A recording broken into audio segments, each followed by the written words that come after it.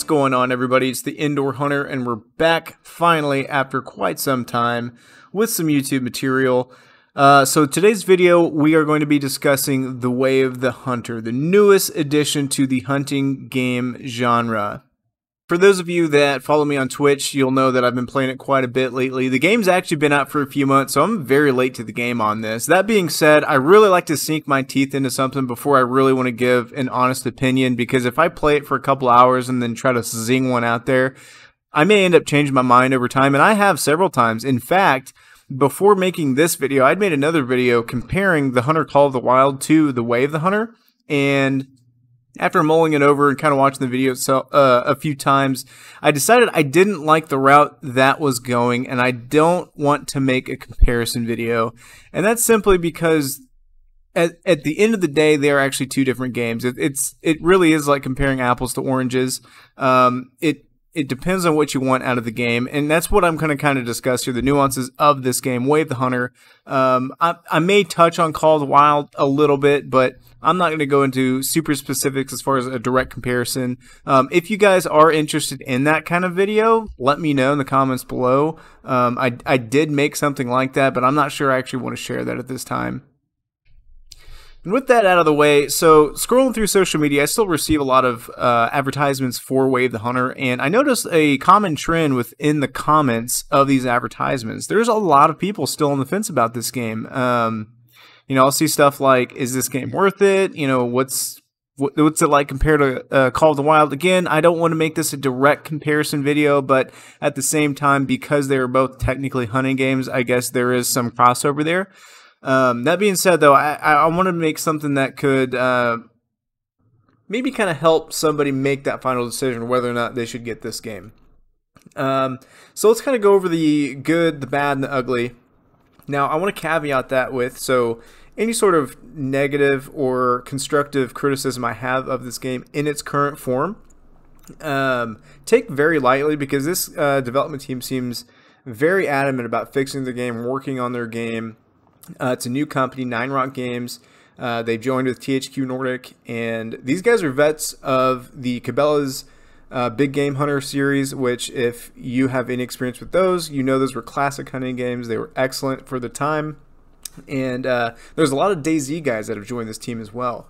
With that being said, again, I'm seeing a lot of really unfair criticisms of this game because it is so new. It is a very small development team, and there's a lot that goes into making games. And so I want to give them credit where credit's due. While there are some technical issues with the game, there's some bugs, there's some weird stuff that happens. I think we need to give them grace in the aspect of that happens in every single game. The new Modern Warfare that just released, I guarantee you there's bugs and stuff. I'm convinced as far as game development goes, there's nothing you can do about that. That being said, I digress. Let's get to talking about Way of the Hunter. So where exactly does Way of the Hunter fit in on the hierarchy of other hunting games like The Hunter Call of the Wild, The Hunter Classic, Hunting Simulator? This is definitely more of a simulator versus an arcade game, for sure. This is very authentic to the real-life experience, and there are so many mechanics within the game that, as a real-life hunter, that I appreciate, and it immerses me even more into the game. Now, that being said, you don't have to be a real-life hunter to enjoy the game either. You know, if you enjoy Call of the Wild for its, atmosphere and everything like that, this game greatly captures that. There's some different difficulty levels that really makes it a lot easier to play. That being said, if you're up for a challenge, you can crank it up to where it's pretty close to the real thing. Obviously, it is a video game, so I think if they made it too realistic, it might be much too boring for anybody to play. Even as a real-life hunter, if I wanted it that realistic, I would just go hunt. And so for me, that's actually kind of a compliment towards the game, because it really does a good job of keeping it fun but realistic at the same time. It's not too overtly difficult, but it's not too overtly easy either. Unlike Call of the Wild, you're not really going to memorize exact spots and stuff like that. And you got to be a lot more careful when you're hiking through the woods and stuff like that. But something that I really enjoy about the game, let me take that back. I enjoy it, but I do think it could be a potential hindrance. the actual licensed equipment within the game. So currently there's Leupold, Remington, Steyr. What else? Is Hornady? I can't remember. Federal Ammunition's in there. But what does worry me? Oh, Primos Game Calls is in there as well. But what worries about me that is maybe some licensing issues could happen, and maybe content could be either removed or content may not be added because of that. I don't know how any of that works, but that is something that worries me about the game. Anyway, it is really cool. For example, they just recently added a rifle in which I actually hunt with in real life. And so it is really cool being able to use that in the game and seeing a comparison of like, okay, they did a pretty good job. You know, they obviously did their homework with this stuff. So that's pretty awesome. And obviously with it being a newer game, newer generation, graphics and all that stuff, they're beautiful. I've seen a lot of people knock it in that sense, graphically. I don't know. There have been moments where it literally blows my mind, and I will admit, there have been times where I've kind of questioned the graphics of the game. Of like, I don't know, that definitely doesn't seem next generation, but at the same time, again, I'm going to give credit where credit's due. The maps, for example, are 55 square miles. They're huge. I think Call of the Wild's maps are like 24 square miles. They're twice the size. There's very little waterways, so it's a lot of land to traverse. And something that's really cool about it, and what I love, is the fact that everything renders in. So if you're sitting on a mountainside and you want to look across at the other mountainside, you can. You know, so if you've got mountain goats, for example, 900 meters on the next ridge over, you can actually formulate your own plan and kind of try to figure out how to traverse the land and sneak out and get to them. And so that's a really cool aspect of the game. And obviously, if there may be some graphical fallacies here and there because of that, I'm going to give them grace on that. And that's a lot because I'm typically a graphics snob when it comes to video games. Not here to make the argument of graphics make or break a video game. That being said, if you're a outdoor simulator game like this, it can be immersion breaking if something doesn't look quite right. That being said, it's not terrible, some of the weird stuff that I've noticed. If you really, really, really want to get nitpicky, yeah, you can say some textures look bad here and there, but overall the game is beautiful. It's gorgeous. So no real knocks there on that. And again, to talk about the way the game looks, the animal models are some of the best I've ever seen in a video game, period. The whitetail look extremely realistic. The way they move, especially once you shoot an animal, the way they act is, they really did their homework. It's the real deal. In real life, you may watch for that classic kick, or, some of my family members call it the buck dance, after you make contact with an animal and they kind of do that weird little wobble before they fall down, or the way they you can tell they just struggle to move a little bit. They've captured that so well in this game. It's a very authentic feeling whenever you harvest an animal. And for me, I like photography too, so there's a really awesome in-game camera mode that lets you kind of free fly around the map a little bit, and that is a lot of fun to play with for me, especially when you want to take trophy shots of the animals that you've harvested. That's just a really awesome feature that I wish Call of the Wild would have added years ago. It adds to the game. That being said, if we do want to kind of touch on some comparisons with Call of the Wild, I do personally believe the Trophy Lodge, while free, it's already in the game and included, it's a little lacking. The customization is subpar in my opinion. The amount of trophy animals that you can actually place is a little low. That being said, that's probably going to change in the future, so I'm not going to hold it against them. I'm sure there's going to be bigger and better trophy lodges and stuff. And again, it is free, so it's part of the game, built in. There's nothing you got to buy or add on like Call of the Wild. So it's really nice that they did add that feature.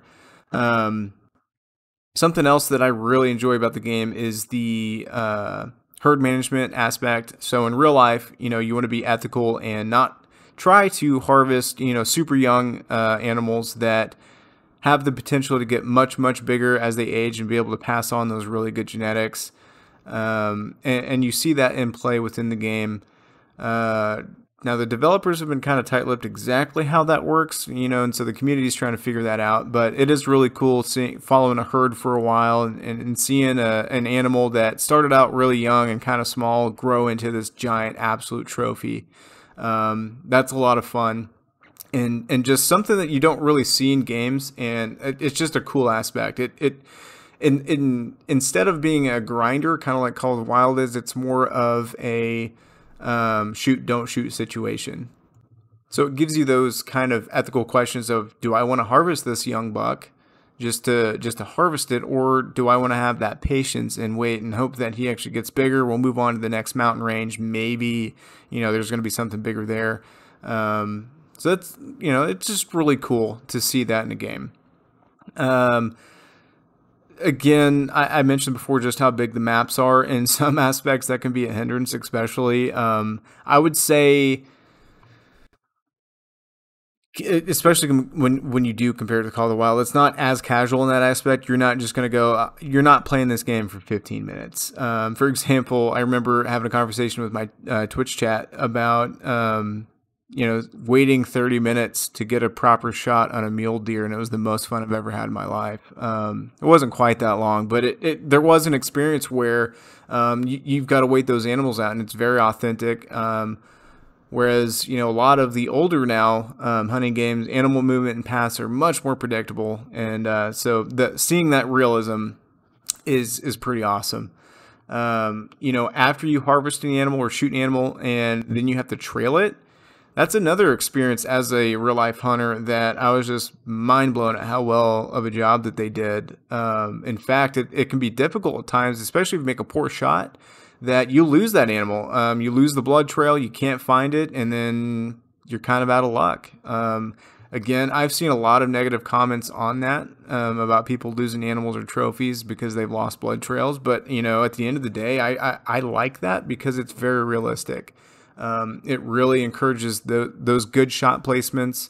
Again, because in this game, animals render at insane distances, so it may not be the best practice to take a shot at 900 meters on an elk or something. You actually want to be able to get close and ethically harvest an animal so you don't lose it. The same money is based on like how much meat is wasted and all that stuff. So I really like that emphasis on ethics. And the one thing that I'm really not a fan of about the game is there's really no grinding aspect per se. I like to grind games, and Call of the Wild definitely has that. And what I'm talking about is, experience levels, experience to unlock certain perks and stuff. Now there is a perk system within the game, but it's not as involved, I would say, as Call of the Wild's. And I want to see more of that. I want to see some sort of experience system, a level system.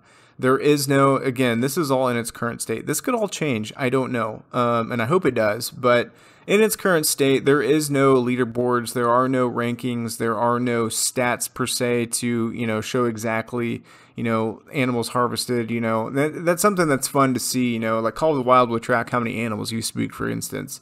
And I'd like to see that kind of stuff come into the Way of the Hunter, and it has potential to, I think, in the future, especially as the community asks for more things. Right now there's no archery within the game, which is kind of a disappointment. At least in the United States, archery is a pretty big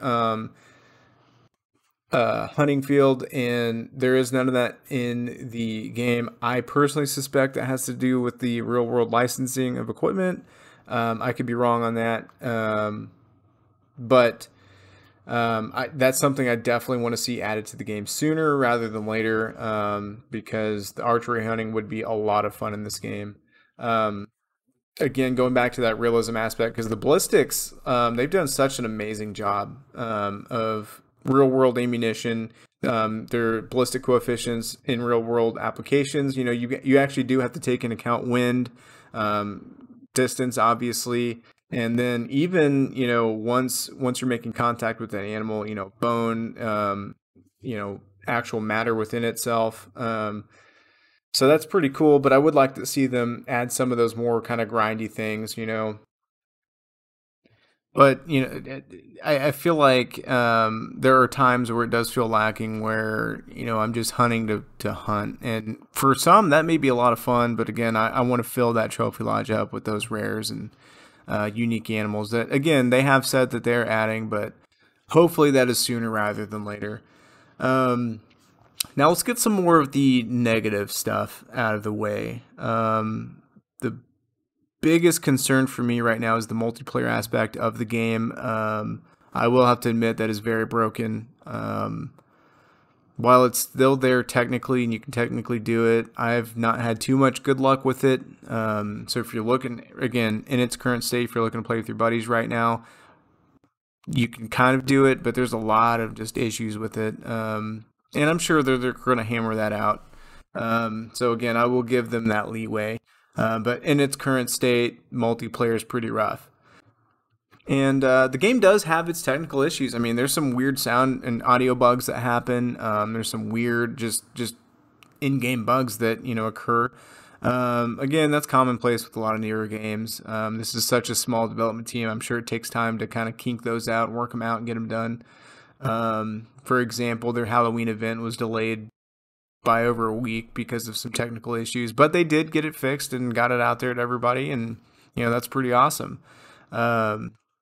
But because it is a smaller development team, we could see a little more extended periods of time in between fixes. That being said, though, if you're experienced with Hunter Call of the Wild, they're kind of notorious for either unsolved problems or taking forever to fix stuff. So again, I'm not going to harp on these guys too much for that kind of thing, because those are fixable problems, and I'm sure in the future they are going to be fixed. And then last but not least, the performance of the game. I see a lot of people complain about this. I personally haven't had any issues. I play on the Xbox Series X, and the game runs pretty butter smooth. Now there's times where there's frame rate loss, but again, I kind of give them grace. I'm looking across a mountaintop at 900 meters, and there's 12,000 trees it's rendering, and rivers and lakes and logs and sticks and branches and stuff. So some frame rate loss there is going to be expected. I haven't had too many game-breaking performance loss issues. Maybe in the past there was those existed, but with the game's current state, pretty butter smooth. Again, I don't have any experience on the PC or PlayStation, so let me know if you guys have noticed that, for those of you that do play. But if you're questioning on whether or not you should purchase the game, don't listen to those comments. Those have been fixed. The game runs pretty awesome. But to wrap this video up, in conclusion, if you're on the fence about it, get it. It's $40. It's not full price like most games are nowadays. It's well worth it, in my opinion, especially if you're into the hunting genre. Especially if you're a real life hunter. There's a lot of stuff you're going to see in this game that you're going to enjoy, and it's going to really immerse you in. I will say this: if you're coming from Call of the Wild to this game and you're expecting the same thing, you are going to be a little disappointed, because this game is definitely more of a simulator. So make sure to have those expectations in check, that you're not just going to be running around shooting stuff. It's not going to happen. You're going to be scaring a lot of animals. You're going to see a lot of animal butts, more than you are in your trophy lodge. But at the end of the day, I very highly recommend getting this game. I want to support this team in their future endeavors as far as making this game better, because I see a lot of potential in it, and I think it really could reign supreme as one of the better hunting games. So I hope you guys liked the video. Let me know in the comments below what you want to see next, especially, again, if you guys want to see that actual direct comparison video between the Call of the Wild and the Way of the Hunter. Have an awesome day. Like, subscribe, and make sure to follow me on Twitch. Subscribe on there as well. And I will see you guys in the next one.